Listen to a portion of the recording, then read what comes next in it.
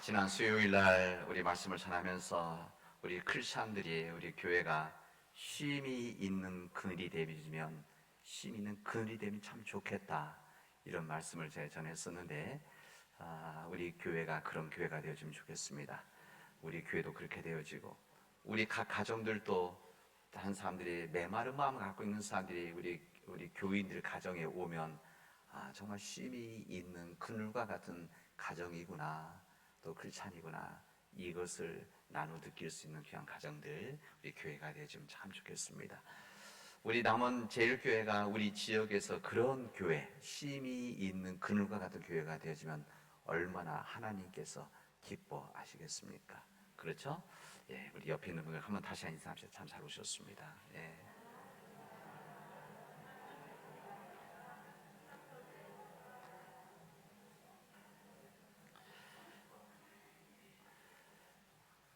오늘 교회 오면서 아침에 교회 오면서 요청길에 이 단풍들이 너무너무 예쁘게 물들었더라고요. 아마 바쁘게 지내신 분들은 아마 갑자기 보고 너무너무 예쁘다 아마 그 느끼셨을 텐데, 예, 아름다운 이 좋은 가을날 우리 모든 교우들에게 하나님의 귀한 은혜가 넘치기를 바랍니다. 그리고 오늘 우리 함께 예배 드리는 우리 방문하신 우리 장로님과 우리 목사님 또 권사님 이렇게 함께 예배 드리게 돼서 얼마나 감사 기쁜지 모릅니다. 이 아름다운 계절이지만 요즘 국가적으로 고민스러운 한 부분이 있습니다. 그 한 부분은 우리 대통령의 지도력 부분입니다. 정치적으로 호불호가 있지만 오늘 제가 정치에 대한 이야기를 하려는 것은 아니고, 그래도 국민들이 선출한 지도자이기 때문에 대통령을 위해서 기도해야 된다, 이 부분을 제가 우리 새벽 기도회 때나 수요 예배 때 종종 이야기를 했었습니다. 그럼에도 불구하고 우리나라가 이 모든 요즘 많은 어려움 속에 있는데, 우리 김 장로님께서 기도하시면서 말씀하셨던 여러 가지 국제적으로, 경제적으로, 문화적으로, 외교적으로 굉장히 힘듦 속에 있습니다. 이게 대통령 모든 문제 대통령 때문에 그런 것은 아니죠. 그러나 이제 지도자이기 때문에, 이종자이기 때문에 요즘 여러 가지 사회적인 문제로, 국가적 문제로 염려들을 하고 있습니다. 우리나라 자체 역량이나 국민들의 결집에서 나오는 해결책에 의지하지 않고, 때로는 이제 강대국에 의지하고, 때로는 그 힘의 도움으로 해결해 나가려고 하고 있기 때문에 좀 더 많은 부담스러움이 있지 않나, 그런 생각을 해봅니다. 저는 새벽 기도회 때마다 우리 민족들을 위해서 기도하지만 대통령을 위해서, 위정자들을 위해서 저는 기도합니다. 여러분들도 대통령을 위해서 여러분들께서 기도해 주시기를, 바른 길을 걸어갈 수 있도록 기도해 주시기를 바랍니다. 우리나라가 이런 과도기 때 어려움이 있는데, 이스라엘 민족의 역사에서도 이런 과도기 때 이제 어려움, 혼란한 그런 부분들이 있었습니다. 특히 영향력이 컸던 지도자가 그 영향력 지도직을 내려놓았을 때 때로는 죽기도 하고 바뀌기도 하고, 이런 과정 속에서 혼란들이 있었고 또 이 격동의 소용돌이에 빠졌던 것을 성경은 우리들에게 알려주시고 있습니다. 예를 들면 가나안 입성을 앞두고 있었던 모세의 마지막 때도 그런 거 아니었겠습니까? 40년을 이 출애굽의 과정 속에서 이끌어왔던 정말 가장 큰 영향력, 지도력이 있었던 모세가 하나님께서 느보산에서 너는 여기까지다 그랬을 때 이스라엘 민족들에게는 나름의 혼란들이 있었습니다. 그 뒤를 이어서 후계자였던 이 여호수아 마지막도 사실 그런 부분입니다. 이 고령의 지도자 여호수아가 멀지 않아 세상을 떠나게 될 상황 속에서 이스라엘은 작은 불안감에 있었습니다.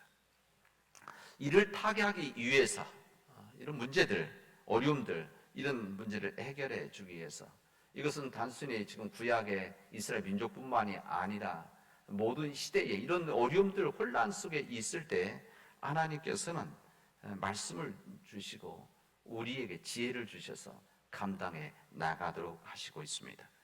오늘 새 본문의 말씀은 우리 기장교회가 함께 읽고 묵상하고 전하는 말씀인데, 이 본문의 말씀은 그런 위기 속에서 혼란에 빠져 있을 때 하나님께서는 어떤 지도자가 주신 말씀이고 우리에게 주신 말씀인지 우리에게 귀한 은혜로 전해지게 되었습니다. 오늘 여호수아는 자신의 죽음 뒤에 살아나갈 백성들, 오늘 보면 여호수아가 마지막 장, 이제 죽기 직전에 했던 이 말씀입니다.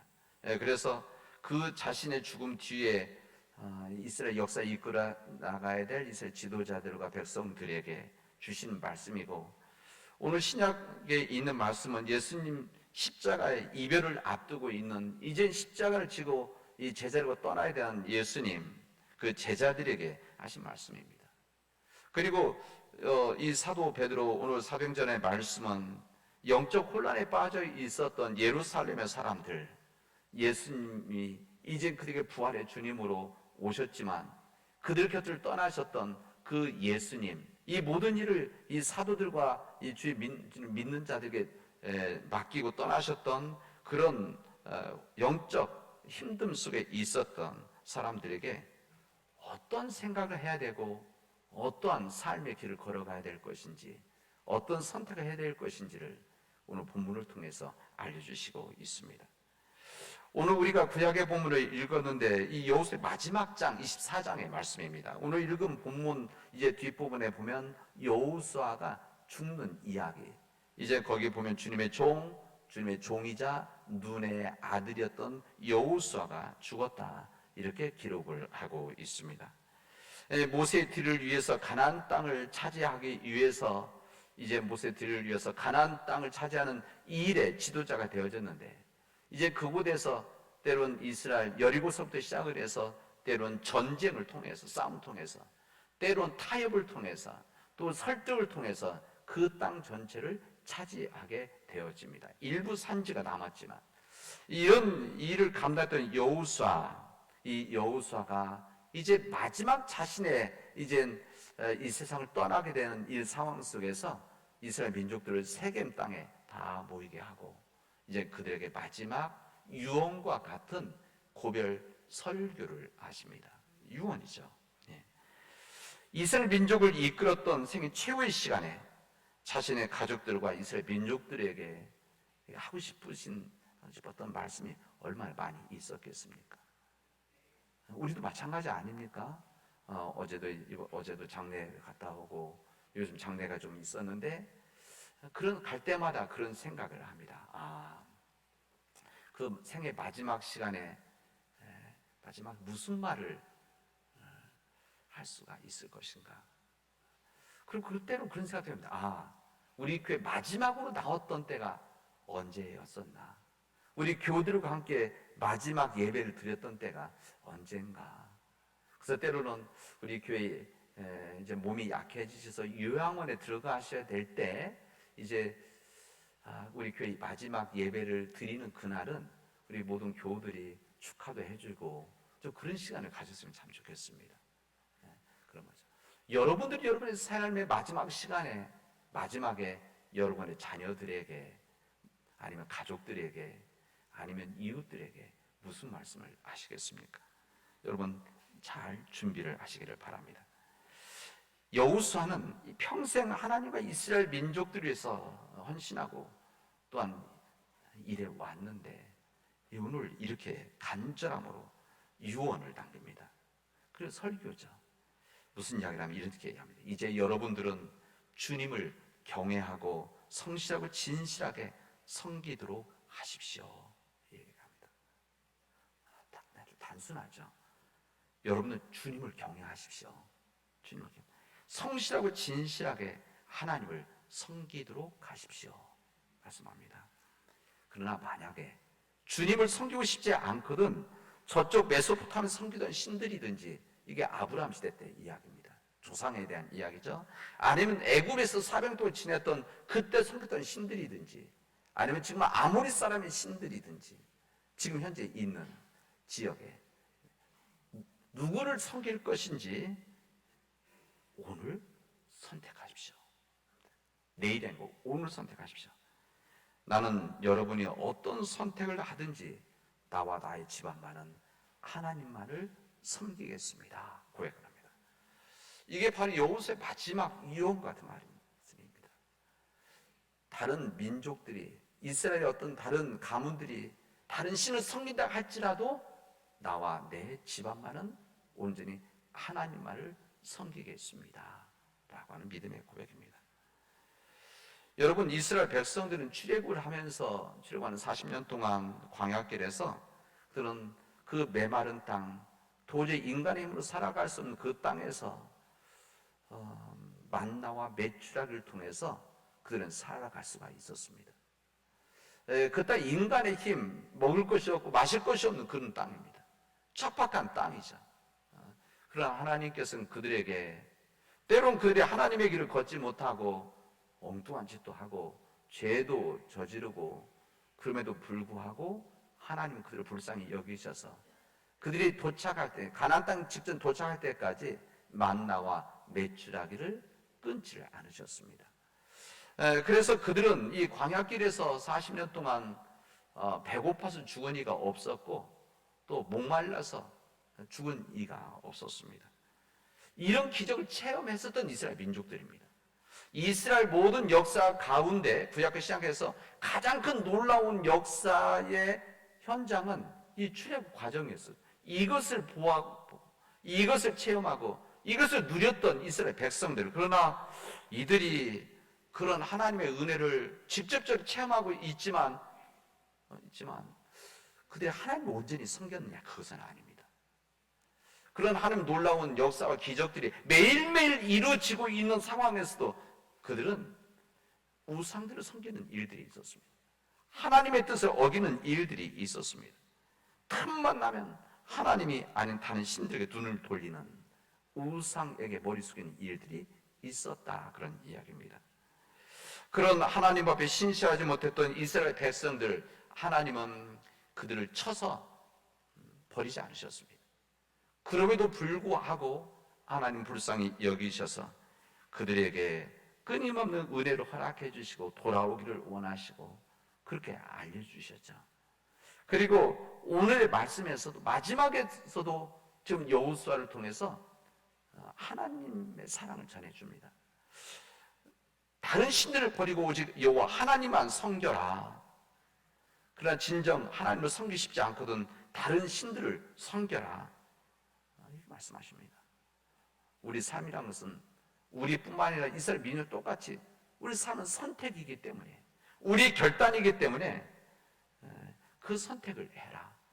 하나님의 은총이지 않느냐. 그리고 그러나 선택한 삶에 대해서는 본인들이 책임을 져야 된다라고 하는 뜻까지도 여기에 포함해서 말씀을 하셨습니다.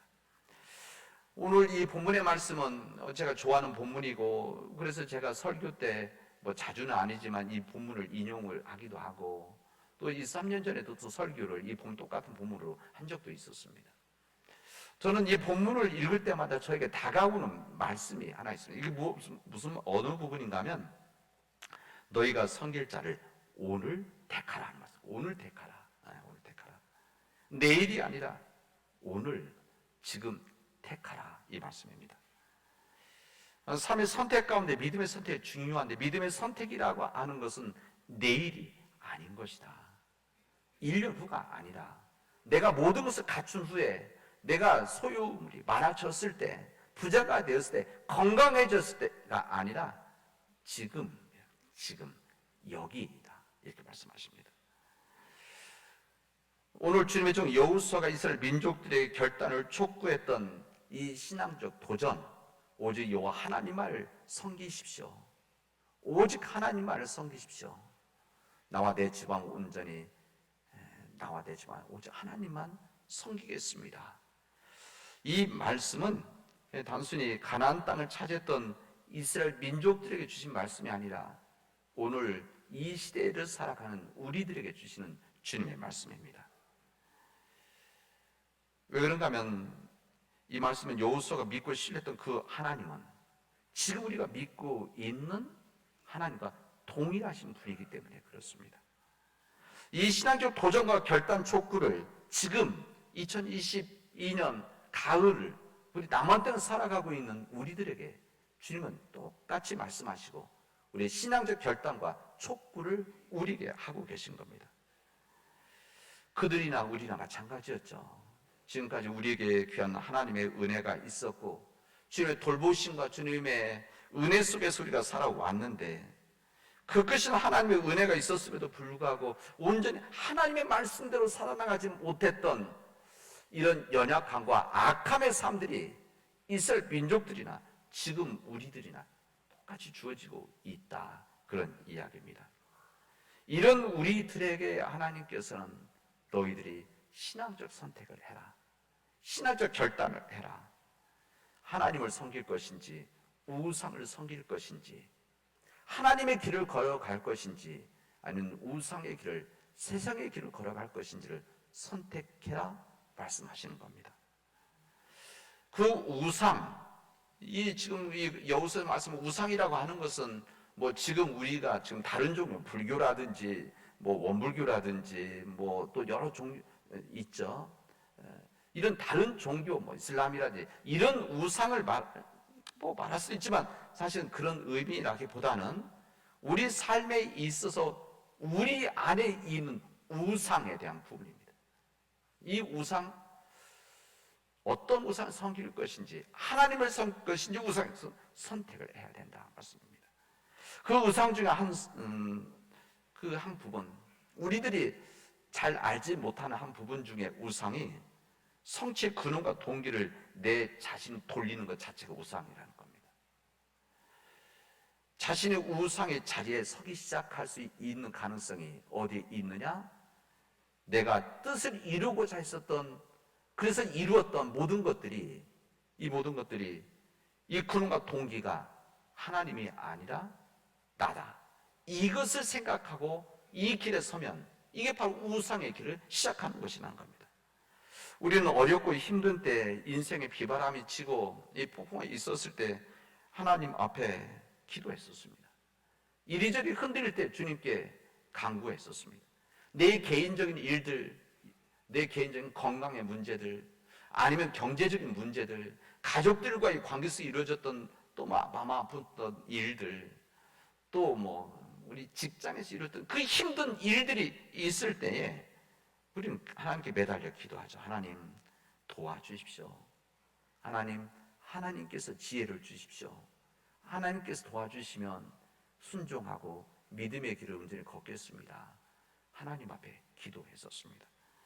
능력도 구하고 그리고 그 가운데 우리가 열심히 일을 하고 땀도 흘리고 그런데 우리 내 삶의 그 성취가 이루어졌을 때에 그때도 그런 간절한 기도를 했었는가?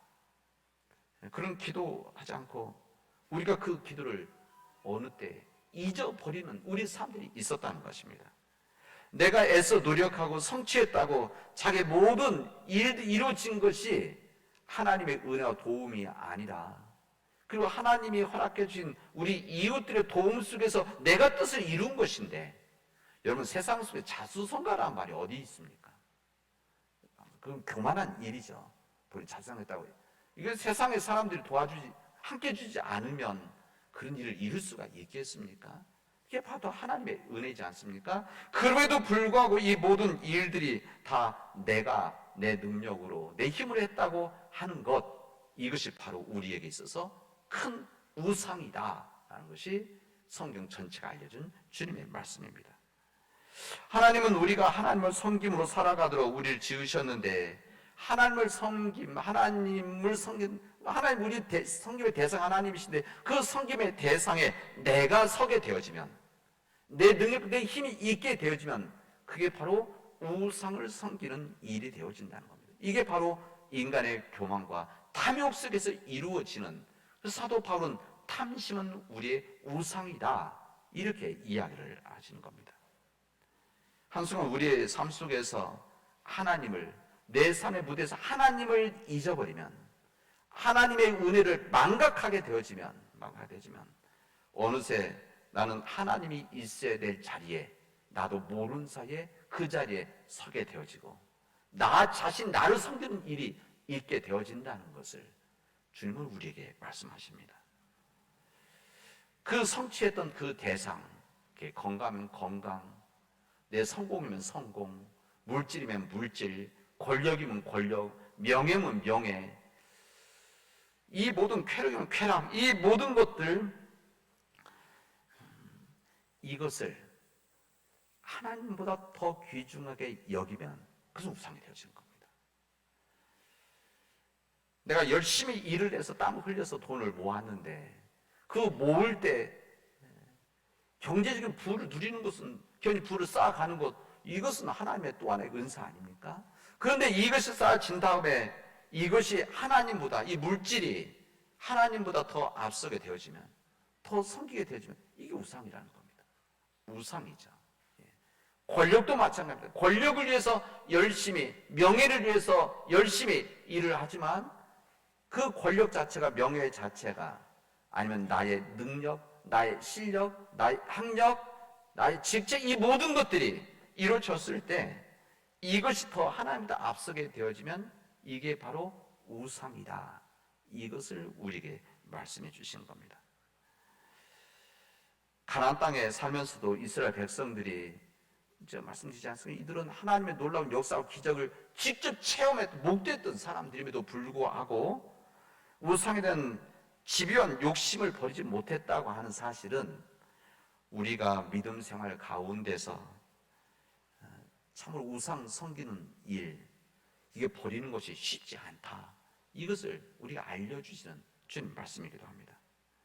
하나님과 나 사이에 찾아오는 모든 것, 하나님만을 바라보았던 그 순수한 시선들을 세상으로 돌리는, 우리 모든 관심을 세상 더 돌리는, 우상에 돌리는 이 일들이 우리 삶에 있어서 우리의 영적인 삶을 막 가로막고 있는 큰 장애물이라는 것을 우리에게 알려주십니다.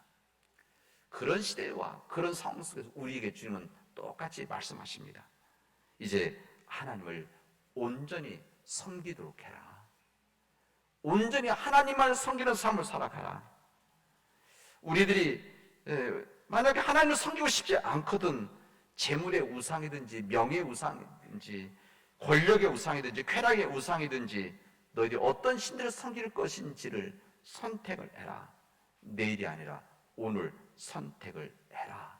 이렇게 우리에게 신앙적인 결단, 촉구를 하십니다. 여러분, 다른 사람들이 선택한 삶이 아닙니다. 오늘 제가 설교하면서 내가 선택한 것을 여러분들이 따라하는 것이 아니라 여러분들이 결단하고 여러분들이 선택하는 겁니다. 그리고 여러분의 가정들이 선택하는 겁니다.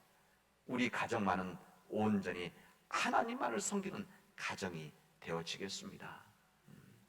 네, 우리 가정에서 지금 흩어져 있는 우리 자녀들의 가정들, 우리 외제 나가서 바쁘다고 힘들어서 교회 생활 못하고 있는 우리 자녀들, 가정들이 있음에도 불구하고 하나님, 그럼에도 불구하고 우리 가족들이 어느 곳에 있든지 온전히 하나님만을 섬기는 가정이 되게 해 주십시오라고 여러분 간절히 기도할 수 있기를 바라고 기도하도록 합시다.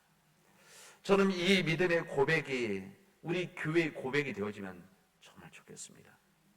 이것이 가정에 대한, 나에 대한 부분이기도 하지만 이 여호수아, 나의 가정만은, 다른 사람들이 하나님을 섬기지 않는다고 하더라도 나의 가정은 하나님을 섬기겠다, 이런 고백이 저는 이 시대 속에서 우리 교회의 고백이 되어지기를 바랍니다. 세상이 걸어가는, 세상이 주는 영향력 속에서 끊임없이 흔들리고 나약해져가는 우리 교회, 이런 시대의 아픔 속에서 그럼에도 불구하고 우리 교회는 세상의 길이 아니라, 세상이 바라는 것이 아니라 하나님만을 온전히 섬기고 하나님의 방식으로 살아가겠습니다. 우리가 힘들고 어렵지만, 때는 그 길이 십자가의 길이지만 그럼에도 불구하고 우리 교회는 하나님만을 온전히 섬기겠습니다. 이 믿음의 길을 통해서 세상에 거룩한 영향력을 주겠습니다 라고 하는 믿음의 고백이 되어지기를 바랍니다. 제가 처음 시작할 때 우리 대통령에 대한 이야기를 했었는데 여러분들 비난만 하지 마시고 기도할 수 있기를 바랍니다. 기도합시다. 그래서 그렇다고 대통령이 뭐 교회 나오라 이런 이야기가 아니라, 우리 유정자들이, 지도자들이 하나님 의의 길을 걸어가게 해 주십시오. 진정 이 땅에 이미 오래전에 메말라 버린 이 평화와 통일, 이 평화의 길을 걷게 해 주십시오. 그리고 겸손함 가운데 이 국민들을 위해서 헌신할 수 있도록 하나님께서 감동시켜 주십시오. 이 시대적 힘들고 어려운 이런 여러 가지 우리 민족이 겪고 있는 이 시대 속에서 하나님께서 유정자들이 바로 서게 해 주십시오라고 하는 간절한 기도가 우리 교우들 가운데, 우리 교회 속에서 이루어지를 주님의 이름으로 축원하겠습니다. 기도합시다. 은혜가 풍성하신 하나님 감사합니다. 하나님께서 귀한 은혜 주셔서 나와 내 집안만은 오직 여호와 하나님만을 섬기게 해달라고, 그리고 이 하나님을 섬기는 이 삶들이 세상에 거룩한 영향력이 되어져서 작은 겨자씨로 세상에 뿌려질 수 있도록 인도하여 주시옵소서. 모든 말씀을 예수님의 이름으로 기도합니다. 아멘.